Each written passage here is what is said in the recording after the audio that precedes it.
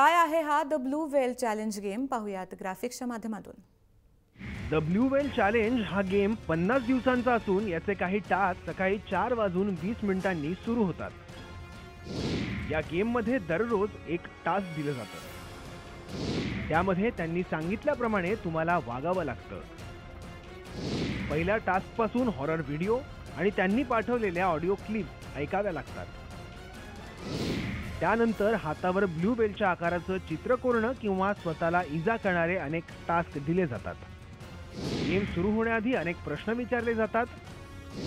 पहिल्या प्रश्नापासून ते वेगवेगळे चॅलेंजेस संपेपर्यंत सगळी माहिती ब्लू व्हेलला देणं अनिवार्य आहे।